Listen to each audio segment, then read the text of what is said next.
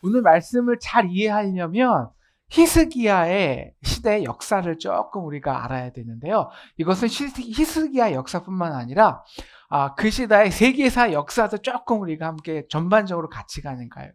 좀 알아야 되는데요. 히스기야는 유다의 모든 왕에서 가장 믿음의 왕이라고 칭송받는 사람입니다. 우리 히스기야, 우리 그 연대기를 잠깐만 보여주세요.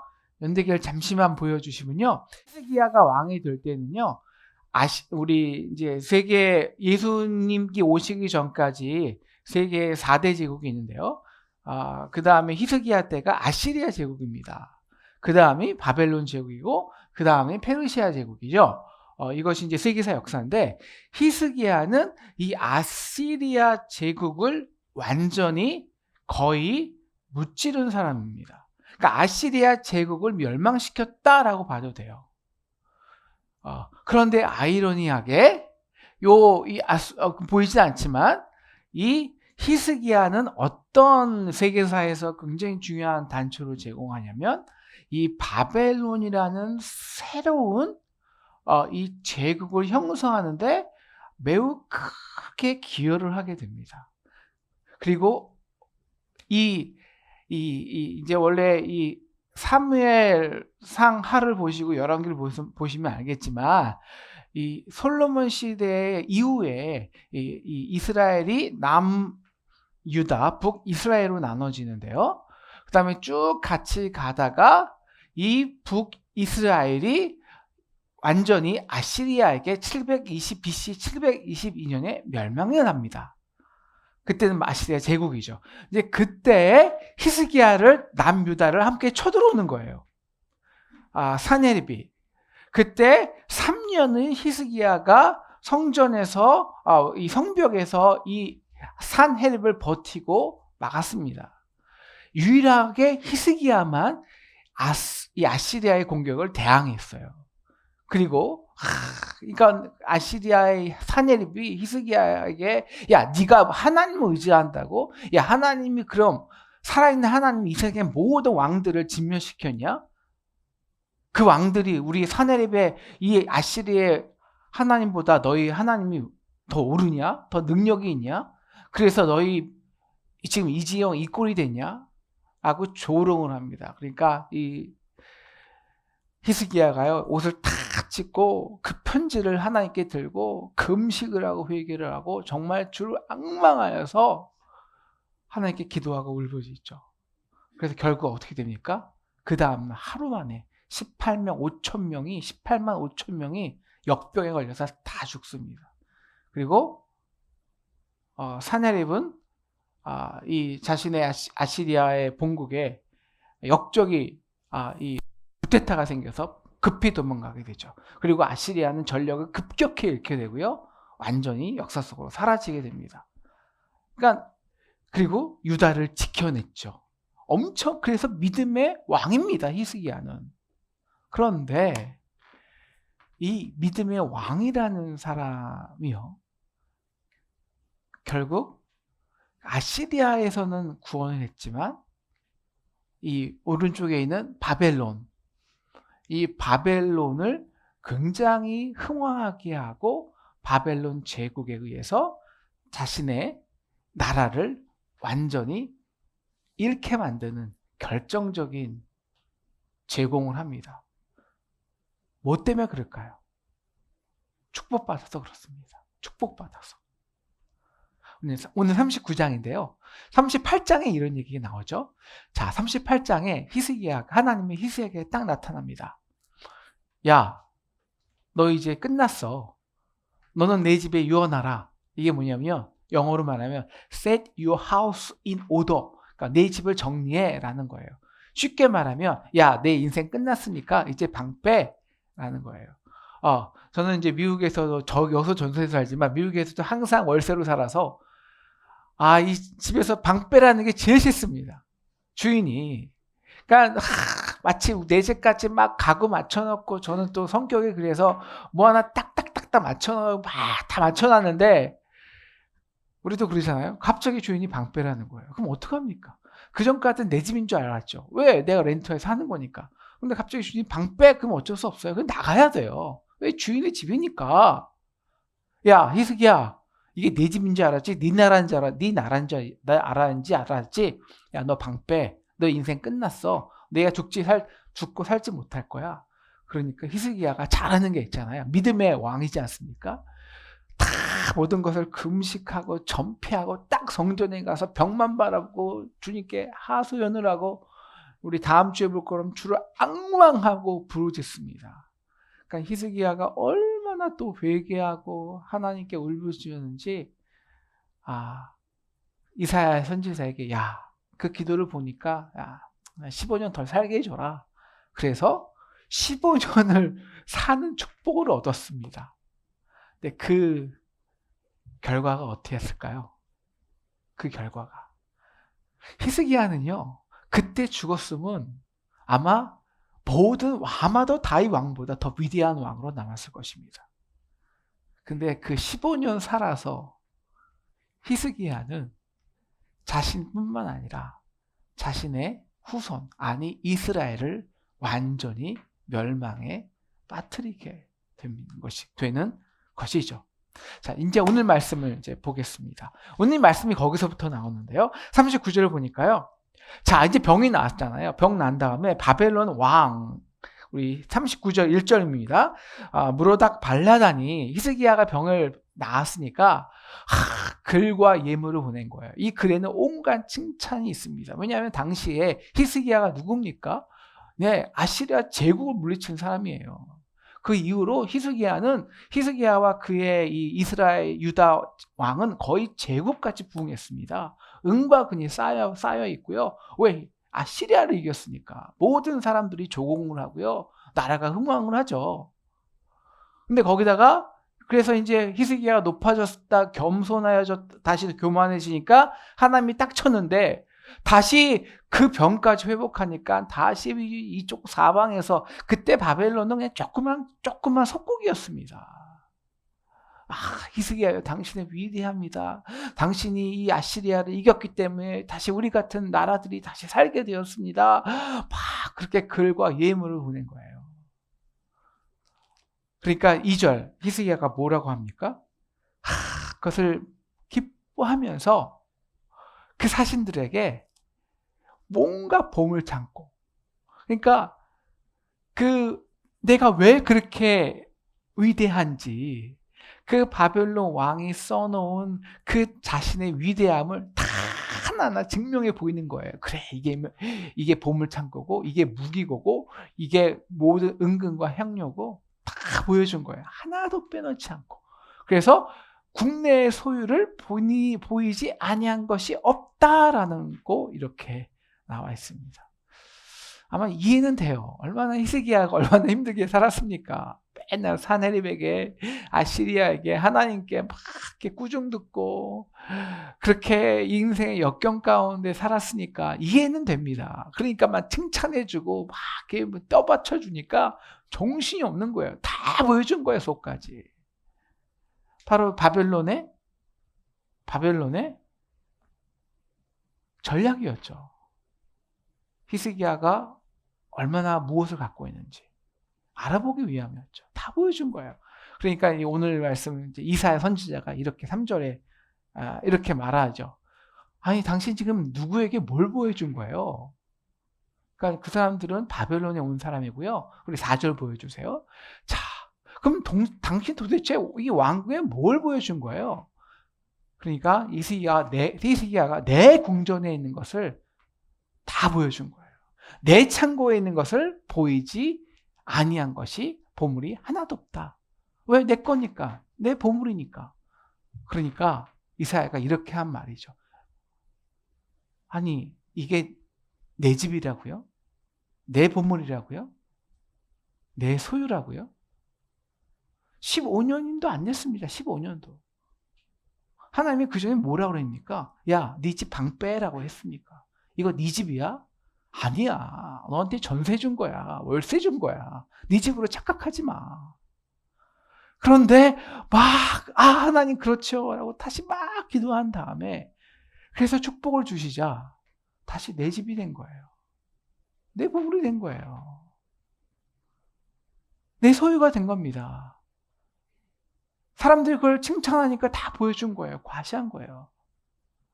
내 집이라고요? 당신 것이라고요? 당신 보물이라고요? 당신 나라라고요? 그래서 만군의 여호와의 말씀을 들으십시오. 6절 보겠습니다. 날에 이르리니 내 집에 있는 모든 소유와 내 뿐만 아니라 내 조상들까지 오늘까지 쌓아둔 그 모든 것이 바벨론에게 옮긴 바 되고 남은 것이 없다. 여호와의 말이니라. 그리고 7절 또 내게서 태어날 자손 중에서 몇이 그러니까 왕들이죠. 사로잡혀서 바벨론 왕궁의 황관이 된다라는 거예요. 이것은 정확히 이루어집니다. BC 587년에 히스기야의 유다는 철저하게 바벨론에게 완전히 함락이 됩니다. 그리고 그때 여호와긴 마지막 왕이었죠. 그의 아들들도 다 이 눈이 시드기야는 다 눈이 그냥 그 자리에서 그냥 이게 그냥 떨어져 나가고 그냥 무릎도 거의 없어지고 두 발도 잘려나가고 그냥 그런 채 끌려가는 거예요. 그리고 이 다윗부터 히스기야까지 쌓아놨던 모든 이 성전에 있는 모든 금, 보석, 무기고 이게 다 어디로 가냐면 바벨론으로 가서요.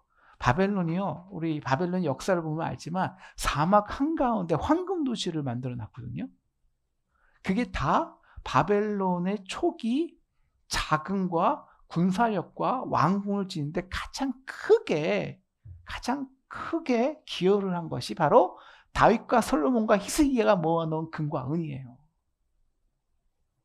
그런데 오늘 여기까지 오늘 말씀때 가장 중요한 포인트는 여기입니다. 근데 어떻게 히스기야의 오늘 내 거 다 보여줬어요. 그래? 네 거 다 남 것이 될 거야. 네가 기도함으로 아시리아를 내 힘으로 이겼냐? 네 기도 덕이냐? 아니거든요. 하나님의 전능하심을 네가 앙망했을 때 내가 부어준 은혜야. 근데 그 은혜를 네 덕으로 내 것으로 네가 잘나서 과시해? 그 결과가 뭐냐면 네가 다시 교만해졌잖아. 그러면 그 당시에 가장 낮은 바벨론에 의해서 내 나라가 완전히 멸망당하는 겁니다. 하나님이 너 같은 가장 가난한 너를 통해서 아시리아를 멸망시켰듯이 똑같이 그렇게 된다는 거죠. 바로 이 역사가 어떻게 진행될까요? 구체적으로 어떻게 히스기야의 남은 삶을 통해서 바벨론으로 그 나라가 무너지는 역사가 이루어질까요? 그 비밀은 그의 아들입니다. 그의 아들. 15년 살면서 그리고 3년 뒤에 히스기야가 아들 낳거든요. 그 이름이 뭘까요? 므낫세입니다. 므낫세가 병을 딱 낳고 이제 15년 살았는데 3년 뒤에 이 므낫세를 낳고 므낫세가 12살 때 그래서 왕위 올라가죠. 그리고 55년을 이스라엘을 다스립니다. 근데 므낫세는 성경에서 가장 악한 왕입니다. 55년을 다스렸는데요. 이 55년 동안 이스라엘의 모든 선지자는 다 죽였습니다. 그리고 조상 때부터 이때까지는 그리고 조상 때부터 섬겼던 모든 우상들 그리고 그 주위에 있는 모든 우상들을 섬기는 우상의 마스터가 됐습니다. 우상 섬기는 마스터. 오늘 그래서 그리고 나서 므낫세 후에 그 암몬이 그 다음이 요시아고 요시아가 좀 개혁을 하려 했는데요. 이 므낫세가 그 모든 이스라엘 사람들의 마음 55년 동안 그렇게 해놨으니까 완전히 하나님을 다 잊어먹고 우상만 섬기니까 그 악이 어떻게 해볼 수가 없는 거예요. 그래서 하나님이 이 바벨론을 완전히 멸망시킬 때 도대체 하나님 어떻게 당신의 나라를 이렇게 멸망시킬 수 있냐고. 그러니까 이 열왕기 마지막에 이 하나님이 하시는 말씀이 열왕기 23장 25절부터 28절입니다. 우리 26절 제가 읽을게요. 그러나 여호와께서 유다를 향하여 내리신 이 크게 타오르시는 진노를 돌이키지 아니하셨으니 이는 므낫세가 여호와를 경노하게 한 그 모든 경노 때문이라. 그래서 내가 택한 이 성 예루살렘과 내 이름을 거기에 두리라 이 성전을 내가 버리리라. 바로 므낫세 때문입니다. 므낫세. 그리고 므낫세 후에 여호와김 뭐 이런 모든 왕들이 네 왕이 있지만 다 몇 년씩 하다가 결국 바벨론에게 완전히 함락돼서 바벨론 포로로 다 끌려가죠. 어떻게 므낫세가 이렇게 되었을까요? 어떻게? 그 비밀이 오늘 38장 39장 8절의 마지막 절에 있습니다. 오늘 말씀 마지막 절 같이 읽겠습니다. 시작. 히스기야가 이새야에게 이르되 당신의 이른바 여호와의 말씀이 좋소이다 하고 또 이르되 내 생전에는 평안과 견고함이 있으리로다 하니라. 이게 무슨 말일까요? 당신의 말, 그러니까 이게 무슨 말이에요 이게? 야, 너 때문에 네 민족 완전히 망할 거야 라는 거야. 네 후손들.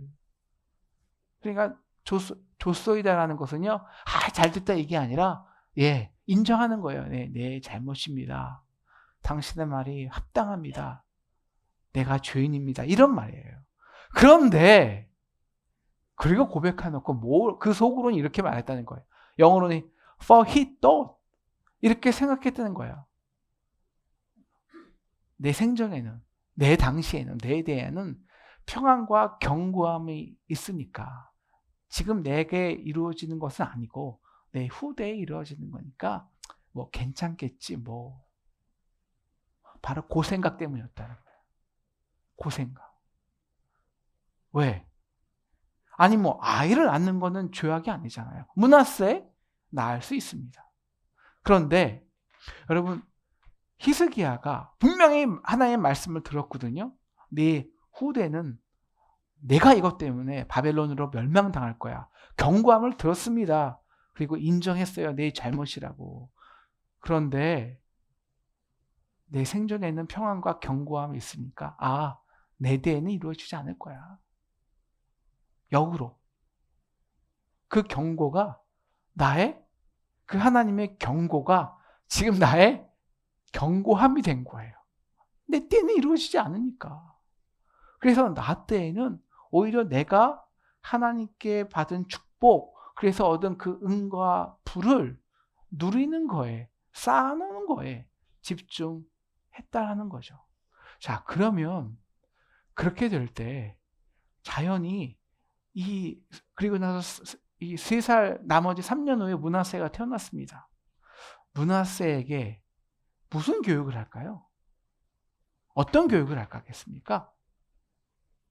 자, 히스기야의 삶의 목적은 내 생전의 평안이에요. 견고함이에요. 내가 누리고 내가 얻었던 부와 명예를 누리는 거예요. 됐지? 항상 히스기야는 이런 식이었어요.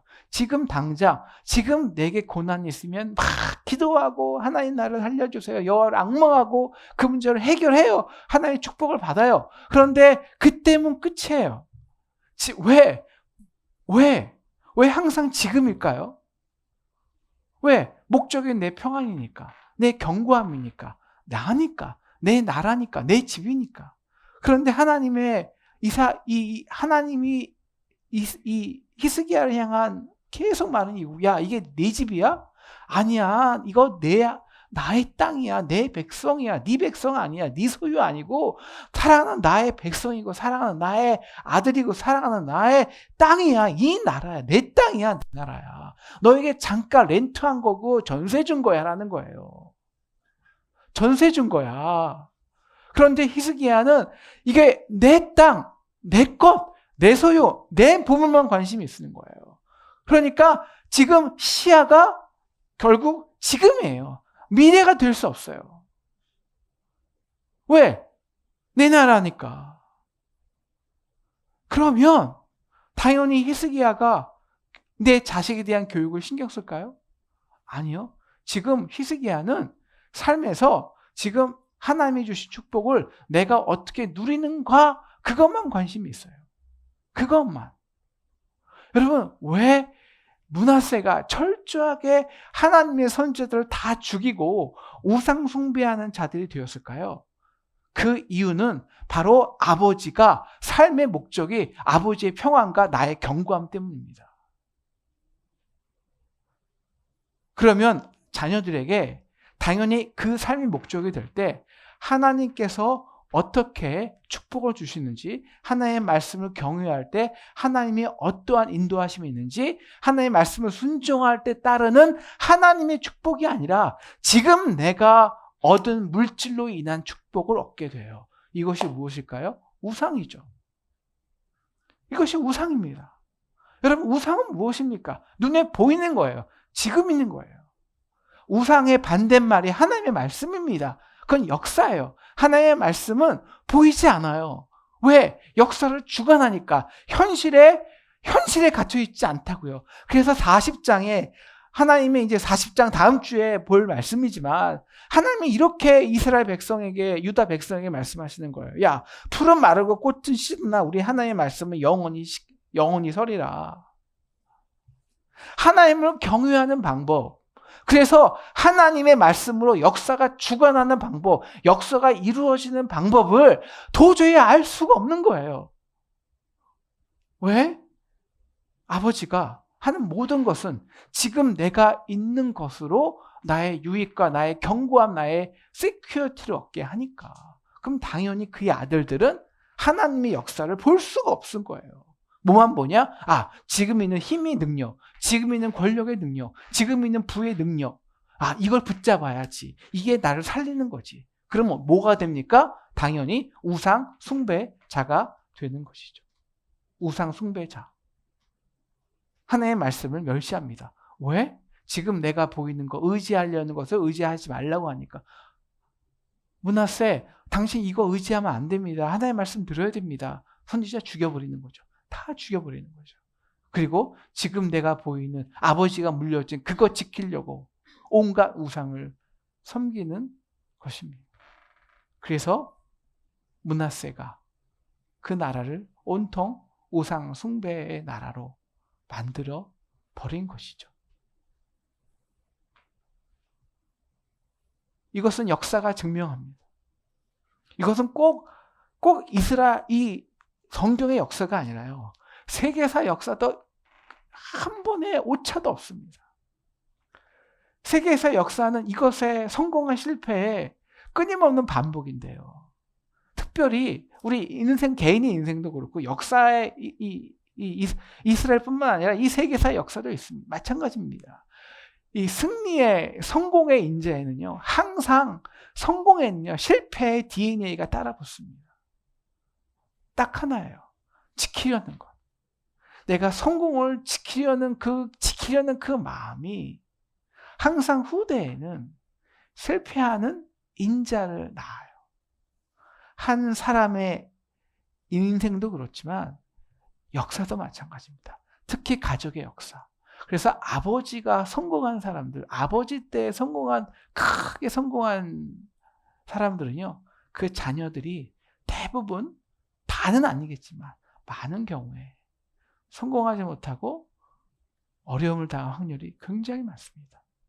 왜냐? 바로 이것 때문이에요. 이것 때문에. 오늘 우리 시대도 마찬가지입니다. 우리 시대도 마찬가지예요. 우리나라는요, 그 어떤 때보다 70, 80, 90년대 교회와 부흥과 더불어 하나님의 물질과 하나님의 축복을 많이 받은 민족입니다. 세계사의 유래에 찾아볼 수 없을 정도로 두 가지가 같이 일어났어요. 이 기독교 역사에서도 그 유래를 찾아볼 수 없을 정도로 부흥했고요. 어떤 민족보다도 유래를 찾아볼 수 없도록 단기간에 가장 놀라운 부흥과 발전, 물질적인 축복을 받았습니다. 함께. 그런데 지금은 어떻게 될까요? 이 두 가지가 함께 망하고 가고 있습니다. 왜 그럴까요? 바로 이것입니다. 축복을 받은 자들이 하나님께 그렇게 기도하고 새벽 기도를 하고 그 결과 물질의 축복과 이 땅의 축복을 그리고 영적 축복을 다 받은 우리 자녀들에게 하나님을 경외하는 방법을 가르치지 못하기 때문입니다. 그 이유는 딱 하나입니다. 우리의 문제이죠. 나의 평안함만, 나의 견고함만 바라보기 때문입니다. 결과가 무엇일까요? 우리나라 다 알지만 출생률이 0.98입니다. 300년, 몇백 년 뒤에는, 몇백 년 뒤에는 우리나라는 존재하지 않아요. 세계에서 유일하게. 여러분, 왜 우리가 자녀 안 낳죠? 왜 우리 모든 부부들이 아이들이 결혼 안 하죠? 딱 하나예요. 우리 시대의 평안함, 나의 견고함. 여러분, 이것을 바라는 자들. 그래서 절대 시대에 이것만 두려워하는 거예요. 나의 평안이 뺏기면 어떻게 할까? 내가 더 불편해지면 어떻게 할까? 내가 더 힘들어지면 어떻게 할까? 왜? 시대가 더 힘들어지니까. 그럼 우리 결혼도 안 하고요. 자녀도 안 납니다. 결과가 뭔지 압니까? 우리의 자녀들은 철저히 바벨론의 황궁이 되는 거예요. 바벨론. 여러분, 바벨론은 딱 하나입니다. 제국주의자지만 금융제국주의자예요. 돈입니다. 황금 만능주의. 철저하게 우리 자녀들은요, 이 시대의 금융질서, 자본질서에 철저히 속하는 바벨론의 포로가 되는 거예요. 여러분, 이 시대는 더 이상, 이 시대의 전쟁은요, 누가 나라를 뺏고 이런 전쟁이 없습니다. 푸코가 말한 것처럼 이 시대가 주는 그 자본이라는 제국주의에 스스로 자발적으로 순종해서 포로가 되어가는 거예요. 포로가. 딱 하나죠. 역사를 중화하는 하나의 말씀의 위대함을 모르니까. 왜 이 시대가 역사가 보이는 우상이 아니라 물질이 아니라 어떻게 하나님의 말씀이 역사를 주관하는지, 세상을 통치하는지, 역사를 어떻게 이끌어 가시는지 도대체 보고 경험할 방법이 없으니까요. 부모의 삶과 어른들의 삶을 통해서. 왜? 우리 삶의 목적이 이제 지키기가 되었는데요. 지키기가.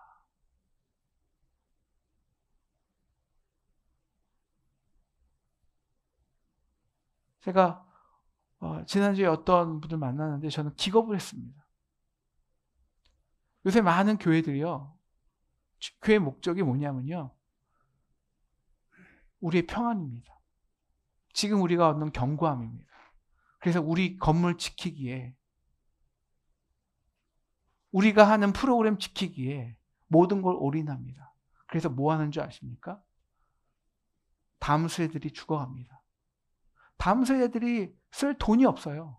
그래서 목사님들이 다음 세대 중학교 애들, 유치원, 중고등부 이런 아이들 우리 돈을 예산을 늘리면 막 힘들어합니다. 왜 그런지 아십니까? 지금 보이는 성도가 줄어드는데요. 어른들이. 왜? 지금 어른들이 60, 70대들이 돈을 내니까, 헌금을 하니까. 뭐 다는 안 그렇겠지만. 그리고 그 건물 지키는데 그 유지비에 다 써갖고요. 아이들이 오지 않아요. 모든 우리 합리교도 그렇고요. 또 다른 모든 교단이 그렇습니다. 모든 교단의 운영이 목사님 거의 60, 70대 목사님 주의로 합니다. 그럼 어떻게 됩니까? 거기에 그 평안과 그 견고함으로 인해서 지금 자라는 세대들이 뭘 요구하는지를, 뭐가 문제인지를 전혀 알지 못해요.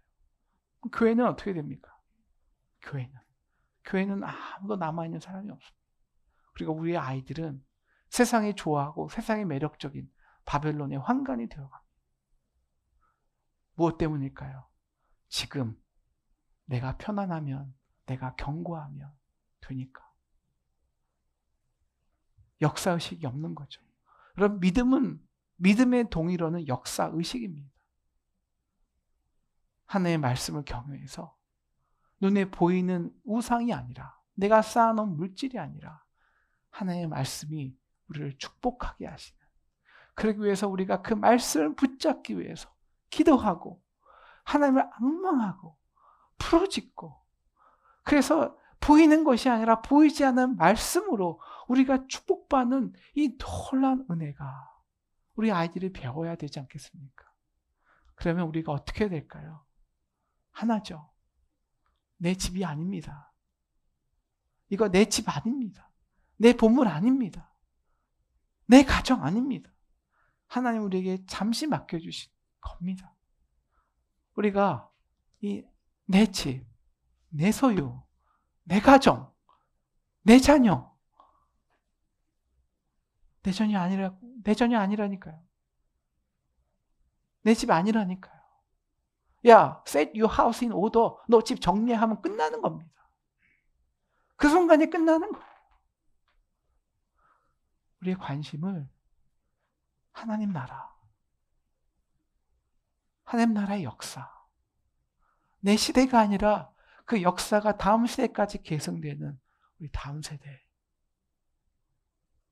이 나라, 이 땅, 하나님이 관심 가지고 있는 청년들, 이 땅의 다음 세대들, 그리고 그 하나님 말씀이 어떻게 역사가 돼서 이 땅을 지배하고 운행하시는지, 하나님 나라의 관심, 말씀의 역사, 우리 여기에 더 관심을 쏟는 저와 여러분 되기를 주님의 이름으로 축원합니다.